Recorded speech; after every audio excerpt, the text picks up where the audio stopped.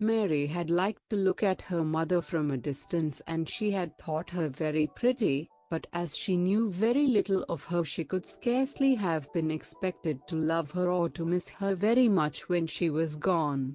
She did not miss her at all, in fact, and as she was a self-absorbed child she gave her entire thought to herself, as she had always done.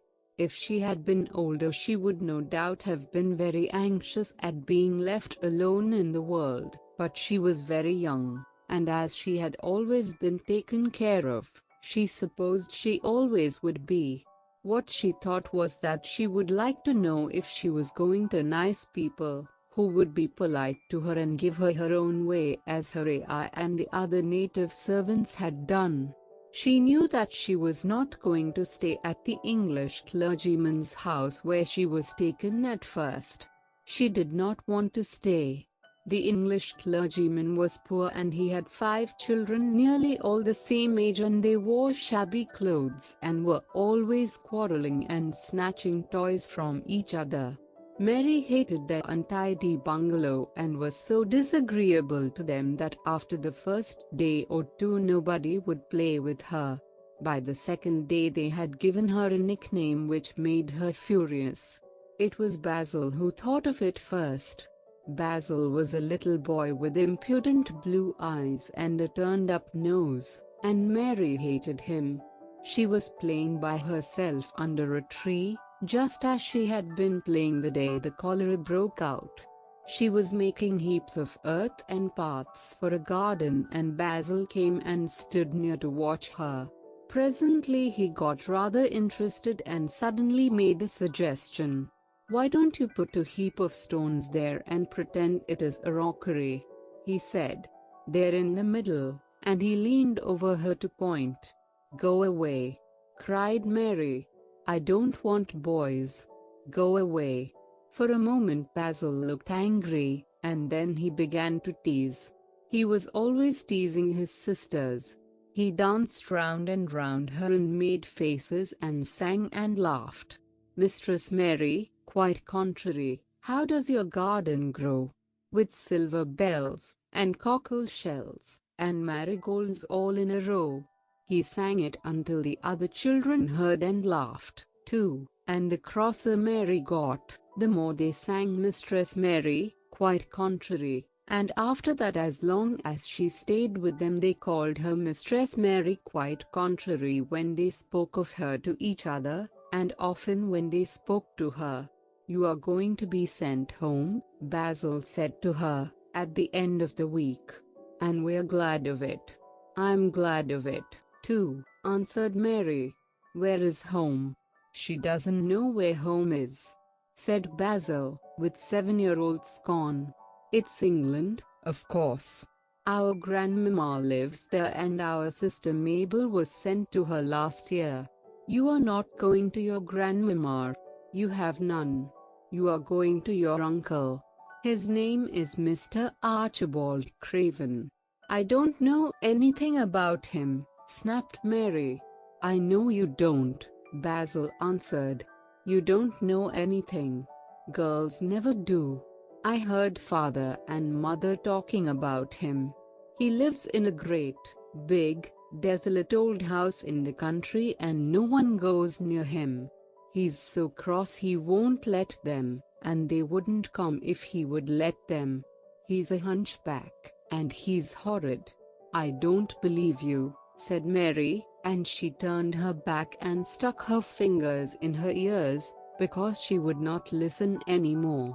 But she thought over it a great deal afterward, and when Mrs. Crawford told her that night that she was going to sail away to England in a few days and go to her uncle, Mr. Archibald Craven, who lived at Misselthwaite Manor, she looked so stony and stubbornly uninterested that they did not know what to think about her.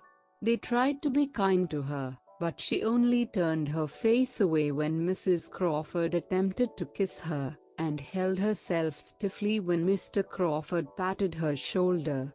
"She is such a plain child," Mrs. Crawford said pityingly, afterward. "And her mother was such a pretty creature." She had a very pretty manner, too, and Mary has the most unattractive ways I ever saw in a child. The children call her Mistress Mary, quite contrary, and though it's naughty of them, one can't help understanding it. Perhaps if her mother had carried her pretty face and her pretty manners oftener into the nursery, Mary might have learned some pretty ways too. It is very sad, now the poor beautiful thing is gone, to remember that many people never even knew that she had a child at all. I believe she scarcely ever looked at her, sighed Mrs. Crawford. When her I was dead, there was no one to give a thought to the little thing. Think of the servants running away and leaving her all alone in that deserted bungalow. Colonel McGrew said he nearly jumped out of his skin when he opened the door and found her standing by herself in the middle of the room. Mary made the long voyage to England under the care of an officer's wife, who was taking her children to leave them in a boarding school. She was very much absorbed in her own little boy and girl, and was rather glad to hand the child over to the woman Mr. Archibald Craven sent to meet her, in London. The woman was his housekeeper at Misselthwaite Manor, and her name was Mrs. Medlock. She was a stout woman, with very red cheeks and sharp black eyes. She wore a very purple dress, a black silk mantle with jet fringe on it, and a black bonnet with purple velvet flowers which stuck up and trembled when she moved her head. Mary did not like her at all, but as she very seldom liked people, there was nothing remarkable in that. Besides which, it was very evident Mrs. Medlock did not think much of her. "My word, she's a plain little piece of goods," she said. "And we'd heard that her mother was a beauty.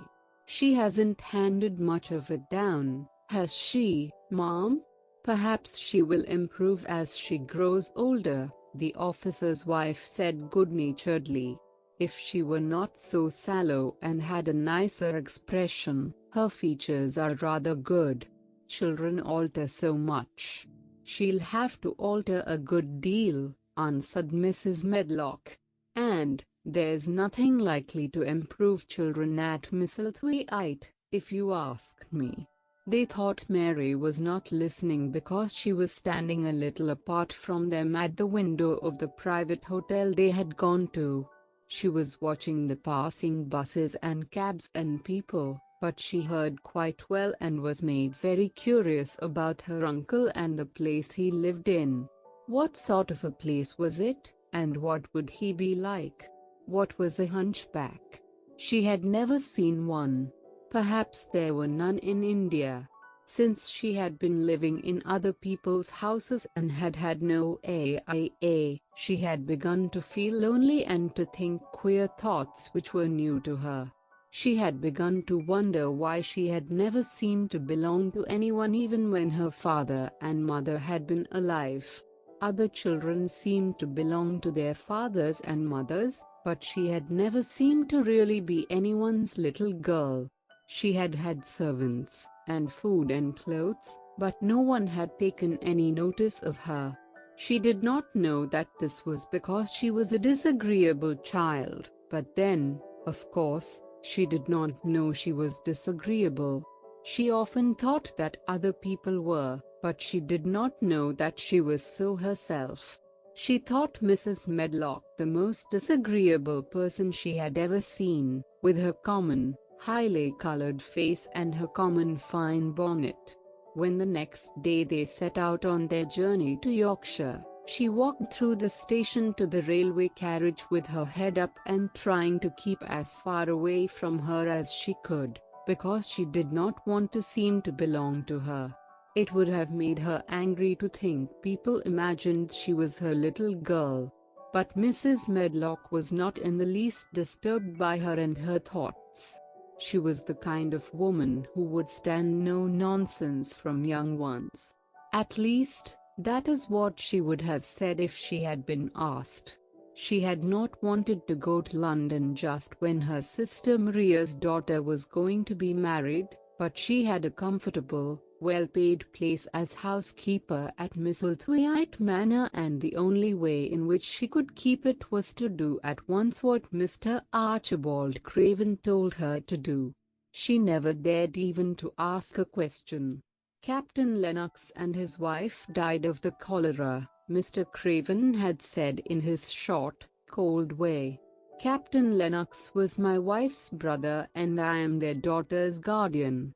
The child is to be brought here. You must go to London and bring her yourself. So she packed her small trunk and made the journey. Mary sat in her corner of the railway carriage and looked plain and fretful. She had nothing to read or to look at, and she had folded her thin little black gloved hands in her lap. Her black dress made her look yellower than ever, and her limp light hair straggled from under her black crape hat. A more marred-looking young one I never saw in my life, Mrs. Medlock thought. Marred is a Yorkshire word and means spoiled and pettish. She had never seen a child who sat so still without doing anything, and at last she got tired of watching her and began to talk in a brisk, hard voice. "I suppose I may as well tell you something about where you are going to," she said. "Do you know anything about your uncle?" "No," said Mary. "Never heard your father and mother talk about him?" "No," said Mary, frowning. She frowned because she remembered that her father and mother had never talked to her about anything in particular. Certainly they had never told her things. "Humphrey," muttered Mrs. Medlock, staring at her queer, unresponsive little face. She did not say any more for a few moments and then she began again. "I suppose you might as well be told something, to prepare you. You are going to a queer place." Mary said nothing at all, and Mrs. Medlock looked rather discomfited by her apparent indifference, but, after talking a breath, she went on. "Not but that it's a grand big place in a gloomy way, and Mr. Craven's proud of it in his way, and that's gloomy enough, too. The house is 600 years old and it's on the edge of the moor, and there's near 100 rooms in it, though most of them's shut up and locked. And there's pictures and fine old furniture and things that's been there for ages, and there's a big park round it and gardens and trees with branches trailing to the ground, some of them." She paused and took another breath. "But there's nothing else?" she ended suddenly. Mary had begun to listen in spite of herself. It all sounded so unlike India, and anything new rather attracted her. But she did not intend to look as if she were interested. That was one of her unhappy, disagreeable ways. So she sat still. "Well," said Mrs. Medlock, "what do you think of it?" "Nothing," she answered. "I know nothing about such places."